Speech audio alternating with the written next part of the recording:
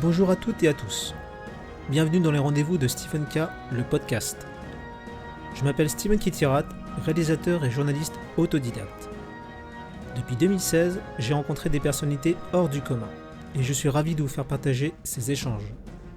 Ensemble, nous allons à la rencontre des héros du quotidien qui partagent leur vision du monde, une perception positive qui aide à envisager l'avenir avec optimisme.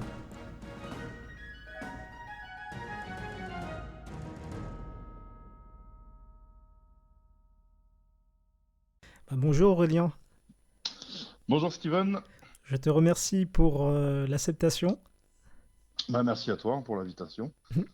avec plaisir. Donc justement, est-ce que tu peux te présenter pour nos internautes? Alors, je m'appelle Aurélien Lejeune et donc je pratique les compétitions d'hommes forts et plus particulièrement les sports de force. Et j'ai gagné donc le titre depuis 2019 d'homme le plus fort de France. Ouais, c'est extraordinaire. Donc l'homme le plus fort de France, à quoi ça consiste exactement? Alors en fait, c'est les concours d'hommes forts. Donc on a plusieurs épreuves sur une compétition et le but c'est de soulever la charge la plus lourde possible ou de déplacer des objets plutôt insolites. On va retrouver tout ce qui est tirage de camions, on va retrouver les fameuses Atlas Stones, donc les grosses boules en béton, on va retrouver les retournées de pneus, etc. Donc on a des épreuves, on s'écarte un peu de l'haltérophilie, de la force athlétique, où là on a des épreuves un peu plus spectaculaires. D'accord. Tu, tu as été 9 fois, hein, c'est ça, champion de France. Avant, tu t'entraînais avec du matériel, hein, c'est ça, c'était du matériel avant. Et maintenant, Oui, c'est voilà, je m'entraîne toujours, hein. Et ouais, du coup, j'ai eu au total 10 titres, parce que j'en ai regagné un cette à année. 10. J'ai recommencé les compétitions de développé couché, plus précisément, D'accord. dans différentes fédérations. Et j'ai gagné au total 10 titres de champion de France. Et j'ai toujours fait en parallèle, en fait, plus ou moins les deux disciplines, les concours d'hommes forts et force athlétique. D'accord. C'était venu d'où en fait de faire de te lancer dans cet univers en fait? Et j'ai toujours voulu faire ça, en fait. Depuis tout petit, j'ai été fasciné par. Quand j'étais petit, je regardais sur Canal+, ça Ouais. passait les émissions de concours d'hommes forts. Et j'ai toujours été fasciné par ça depuis tout petit. Et donc, j'ai fait plein d'autres disciplines sportives avant de me lancer vraiment en 2008 à 100% dans les sports de force. Donc, il a fallu attendre d'avoir la maturité musculaire, on va dire, pour me permettre d'y arriver. Mais j'ai toujours voulu faire ça, ouais, depuis tout petit, depuis l'âge de 6, 7 ans, 8 ans. D'accord. J'ai vu dans un article que dès ta naissance, tu faisais 4,2 kilos. C'est énorme. Ouais, 4,2 kg. Alors c'est énorme, dans la famille, tout le monde fait 4 kilos minimum. Tu es aussi tu es un compétiteur surtout, hein. Mais qu'est-ce qui te motive justement? La première chose, c'est déjà de se dépasser, d'aller au-delà de ses limites. Après, j'ai toujours eu l'esprit de compétition dans tous les sports que j'ai fait. L'envie de gagner, tout simplement, d'être Hmm. le meilleur, on va pas se mentir. Et c'est aussi de pouvoir se mesurer aux autres athlètes de ma discipline, quoi. Donc c'est un plaisir avant tout. J'aurais du mal. Alors, j'adore la compétition, j'aurais du mal à arrêter ça un jour, ça va être compliqué. Ouais, et puis ça te permet aussi de te jauger, de faire des rencontres, j'imagine. Alors oui, les disciplines d'hommes forts, ouais, on rencontre plein de monde. Depuis que j'ai intégré une ligue professionnelle, ça fait voyager à travers le monde aussi. Ouais. On se déplace partout, dans tous les pays. Donc ça, c'est très agréable. Justement, c'est quoi ton rythme d'entraînement? Est-ce que tu as des entraînements spécifiques, genre et aussi type d'alimentation en particulier? Alors, les entraînements, tout dépend des compétitions en fait. Ok, Je vais m'entraîner entre 4 et 6 fois par semaine. Tout d'accord. dépend de l'objectif au moment où on se trouve dans la saison. Euh, Plus je m'approche de la compétition, plus je vais m'entraîner sur les mouvements spécifiques des hommes forts. Ok. Et après, pour l'alimentation, alors je répartis pareil, donc c'est selon les périodes de l'année, je répartis en moyenne sur 6 repas par jour. Ah oui. Euh, Ça fait, alors j'avais déjà fait le calcul, on est entre 6 000 et 7 000 calories par jour, à peu près. Waouh, c'est énorme. Et alors du coup, est-ce que tu as un message pour celles et ceux qui veulent se lancer dans cet univers? Bah, en fait, tout le monde peut le faire. Déjà, faut juste bien être encadré en fait avec les bonnes personnes. Ce qui va être capital, ça va être de travailler d'abord la technique, la bonne exécution des mouvements avant de progresser en force. Hmm. Et après, bah, ceux qui veulent essayer, en fait, je les invite à venir nous rejoindre à la fédération, à la fédération française de strongman. On organise régulièrement des séminaires, des initiations. Cette année, c'est une grande nouveauté aussi. La fédération va faire des catégories amateurs pour les débutants. Donc, ça va D'accord. permettre aussi à ceux qui souhaitent se lancer en compétition d'y accéder avec des charges un peu plus légères et d'être encadré par des gens d'expérience pour pas faire de bêtises et faire les mouvements correctement. Ça va être important. Hmm. Tu es à côté préparateur physique, hein, c'est ça? Et oui, mon métier, ouais, c'est préparateur physique. Ouais. Ouais, donc et à côté, c'est toi qui finances toi-même les compétitions? Enfin, tu Alors, cherches ça, des sponsors, je c'est crois. Tu m'as dit. Alors, j'ai des sponsors, hein. Ok. J'ai Palini, alors, pour les citer, qui est une marque française de fabricants de matériel, marque historique, hein, ça fait très longtemps Ouais, qu'ils existent. Donc Palini, j'ai également Godrej, donc, qui est une marque allemande de vêtements d'accord. pour hommes forts. Et donc là, c'est mes deux sponsors actuellement, mais bien sûr, le but, c'est d'en avoir le plus possible parce que les compétitions en France, bah, c'est à mes frais. Oui. Malheureusement, on est une petite fédération, donc il n'y a pas beaucoup de moyens. Il y a le matériel à acheter, il y a le transport, etc. Il y a juste l'avantage, c'est depuis 2015, donc lorsque j'ai intégré la Strongman Champions League, qui est une ligue professionnelle. Oui. Donc là, c'est la ligue qui paye tout pour aller à l'étranger, donc avion, hôtel, etc. Là, on n'a pas d'argent à sortir, on en gagne même selon notre classement. Hmm. Mais pour le niveau français, ouais, par contre, tous les athlètes payent de leur poche les déplacements, etc. Donc bien sûr, plus on a de sponsors, mieux c'est. Ça permet d'avoir un confort pour s'entraîner et se préparer dans les meilleures conditions possibles. Et puis aussi, ça permet de faire un échange de bons procédés, en fait, Hmm. de faire nous, à travers nous, connaître une marque, etc. Donc, c'est Oui. pour ça qu'on en cherche le plus possible. Hmm. Est-ce que il y a des personnes que tu admires dans ce domaine, ou peut-être dans d'autres domaines aussi, hein, qui t'ont inspiré? Alors, pour les compétitions, alors pour mon sport de force, oui, il y a alors quelqu'un qui est très très connu, il s'appelle Zydrunas Zavitas. Alors peut-être que tu n'avais jamais entendu parler de lui, Steven. C'est- Ah non, Dans le jamais. jargon, on l'appelle Big Z dans le jargon. En fait, c'est le gars c'est un Lituanien qui est considéré comme étant l'homme le plus fort qui n'ait jamais existé. Ok. Il a gagné 4 fois le titre de l'homme le plus fort du monde, 8 fois l'arnold classique, qui est la compétition la plus dure. Donc ouais, moi quand j'ai commencé à m'entraîner en strongman, lui était déjà en haut de l'affiche. Wow. Et donc ouais, c'était inspirant en fait de le voir comment il s'entraînait, de voir sa réussite en compétition. Et après, bien sûr, il y a plein d'autres sportifs qui m'ont inspiré, pas forcément. Tu l'as déjà rencontré, d'ailleurs? Et oui, plein de fois, oui, plein de fois. Alors, pas en tant qu'adversaire, malheureusement, parce qu'il a pris sa retraite, même s'il refait encore quelques compétitions, mais on s'est déjà rencontrés plusieurs fois. Ouais. D'accord. Et dans d'autres domaines? Alors moi, je suis rugbyman à la base. Oui. Donc du coup, bien sûr, les joueurs de rugby. Quand j'ai commencé, pareil, à m'intéresser au rugby, il y avait, c'était la petite, je me souviens encore en 99 de la demi-finale France-Nouvelle-Zélande. C'était pas Oui. un joueur français, mais John Alomou m'avait Ah beaucoup bah oui, impressionné, exact. forcément. Mythique. Hmm. Donc ouais, ouais, moi, oui, le rugby, ouais, ça a été un sport passion pour moi aussi, ça. Oui. Alors, question totalement inverse.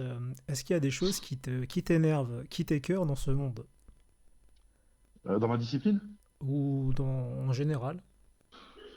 Il y en a forcément, hein, l'injustice, l'intolérance. Alors, l'hypocrisie est quelque chose qui m'énerve beaucoup quand même. Il y en a beaucoup dans ce monde, dans nos disciplines aussi, malheureusement. Oui. Ça, ouais, c'est assez énervant. D'ailleurs, toi, comment fais-tu face à la critique? Tu t'en fous? Tu continues à faire ce que tu fais? Alors, ouais, moi, je réponds rarement aux critiques. Alors, depuis plusieurs années maintenant, je commence avoir pas mal de médias. Donc forcément, plus on a de médias, plus les critiques montent aussi, forcément. Mm. Donc non, ça m'atteint pas. Ça, la plupart du temps, j'ignore. Ça m'arrive quelques fois de répondre, alors jamais de façon insultante ou autre. Bien souvent, des réponses intelligentes sont bien meilleures.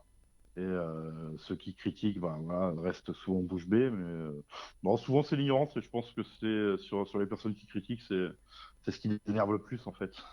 Oui. Justement, avec toutes tes rencontres, avec ta connaissance du corps humain aussi, qu'est-ce que toi, t'as appris sur l'humain? Ah, il y a deux aspects, en fait. Il y a mon aspect étude, en fait, où j'ai appris l'anatomie, la physiologie, ce qui Mm. m'a servi, moi, dans mon métier, ce qui m'a servi dans ma discipline. Euh, Après, avec l'expérience, j'ai appris sur moi-même, voir comment fonctionnait mon corps humain, comment je récupérais, comment je pouvais progresser. Et ça, c'est avec l'expérience, les années de pratique où je l'ai appris. Mm. Justement, est-ce qu'il y a forcément il y a une limite d'âge ou pas? C'est en fonction de ton corps en fait, quand tu fais de la compétition. Alors, pour les concours d'hommes forts, c'est un sport ce que j'appelle la maturité tardive. Mm. La plupart des athlètes, des meilleurs athlètes au monde, la moyenne d'âge, hein, c'est entre 30 et 35 ans. D'accord. Euh, il y a rarement des athlètes très jeunes. Il y en a quelques-uns, forcément, il y a toujours les exceptions. Mais la plupart du temps, c'est entre 30 et 35 ans. Et c'est pas rare, en fait, de voir des athlètes à très haut niveau, même dans des classements à l'homme le plus fort du monde, de voir des athlètes qui ont plus de 40 ans. Parce que le corps C'est n'est pas pas rare. encore formé totalement, c'est dû à ça? Alors, je pense que ce que j'appelle maturité tardive, en fait, c'est qu'il faut beaucoup d'années de pratique pour arriver à Ah avoir oui. une masse musculaire suffisante Mm. et un système nerveux suffisamment développé, enfin pouvoir l'utiliser correctement pour le retranscrire sur des mouvements de force. Donc ça prend du temps. Oui. C'est pour ça qu'un jeune n'aura peut-être pas l'ancienneté, on va dire, de pratique pour arriver au haut niveau. Le strongman, je pense, faut plutôt que de se caler sur un âge, pour le haut niveau en tout cas, le voir par rapport à une durée plus. D'accord. Euh, Quelqu'un qui a commencé les compétitions à 35 ou 36 ans, potentiellement, il pourra durer jusqu'à 45 ans que quelqu'un qui a commencé à 20 ou 25 ans, à haut niveau, bien sûr. D'accord. Parce qu'il y a quand même il y a des risques de blessures, etc. Il peut y avoir des usures prématurées du corps. Donc, en général, on va dire plutôt la durée, on va se baser plutôt sur une durée de carrière professionnelle. Là, on est sur une dizaine d'années, une bonne dizaine d'années, une durée de carrière. Mm. Est-ce que, Aurélien, tu as enfin, j'imagine t'en as beaucoup, mais des anecdotes qui t'ont marqué, touché? Marqué, il y en a, oui, une qui peut être pas mal à raconter. Alors, je sais pas si tu as entendu parler de Oleksiy Novikov. Alors là, comme Euh, ça, non. ce, ce petit monsieur, en fait, alors moi je l'ai rencontré il y a 4 ans Oui. sur une compétition en Grèce. Donc moi, je faisais déjà ma deuxième ou troisième année où j'étais professionnel. Mm. Et dans ce Strongman Champions League, et voilà, on nous présente le gars, l'homme le plus fort d'Ukraine. Et avec les autres athlètes, on le voit arriver.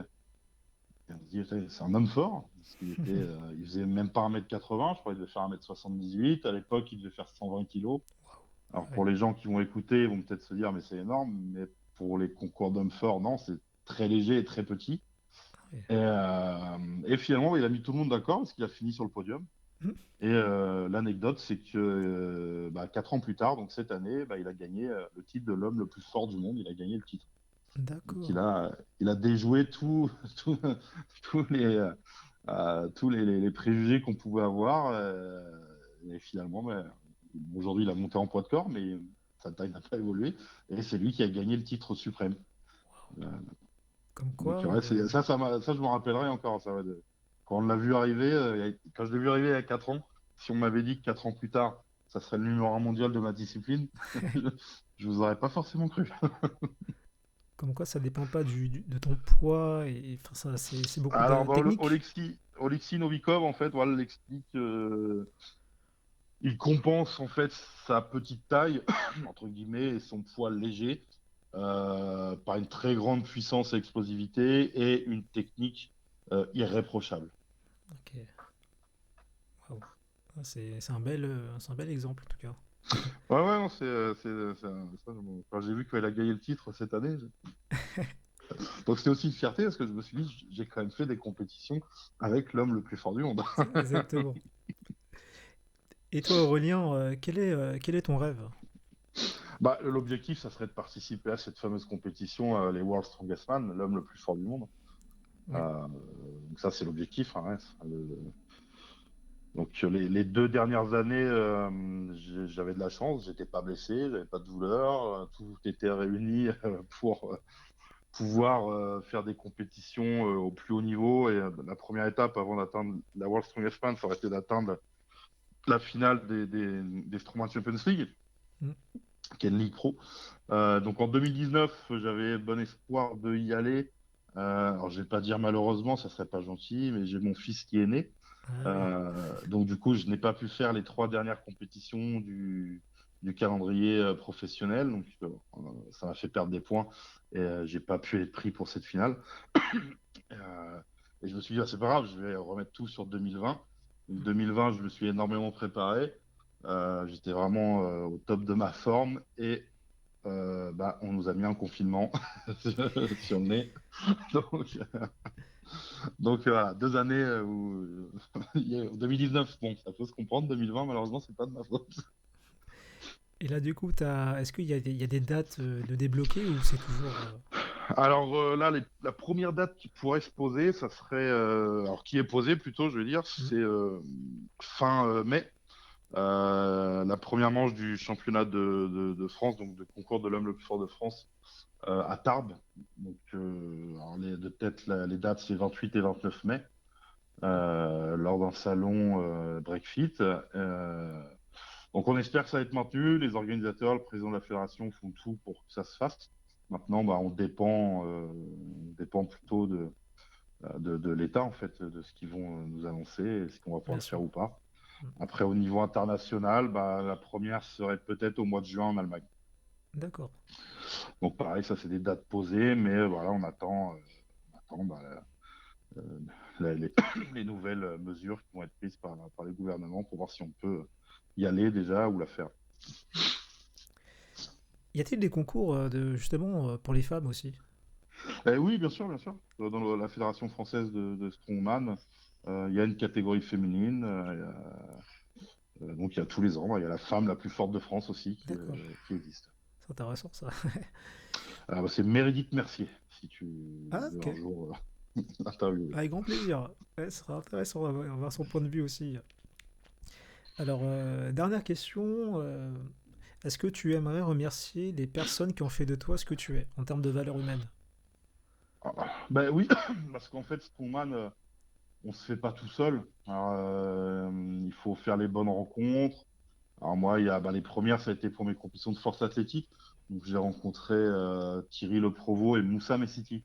C'est les deux personnes qui m'ont initié au concours de force athlétique et au développé couché. Donc bah, c'est devenu des amis maintenant, on se voit toujours. Thierry et Moussa m'ont accompagné aux 4 coins de la France et même à l'étranger pour faire des compétitions. Hmm. Après, bah, il y a bien sûr mes partenaires d'entraînement, hein. Ça va faire, oh là, ça fait 12 ans, 13 ans que je m'entraîne toujours avec mon partenaire Christo, donc qui supporte mes entraînements, qui supporte mes charges lourdes, qui supporte qu'il faut charger et décharger la barre. Bon, c'est pas rien quand même. Ouais. Donc, non, il y en a pas mal. Après, bah, évidemment, on remercie aussi mes sponsors, Panini, Francoligno, son dirigeant, Godrej, etc. Donc, non, il y a plein de gens. Tout au long d'une carrière, en fait, il y a forcément des personnes qui vous aident, qui vous soutiennent. Donc ça, c'est important. Bon, bah, écoute Aurélien, je te remercie beaucoup pour ton partage et ton temps. Et puis voilà, hâte de te revoir en Bah, scène. merci Steven, et puis bah, au plaisir de t'accueillir pour une petite séance de Strongman. Avec grand plaisir. Merci Ça Aurélien. marche. Merci.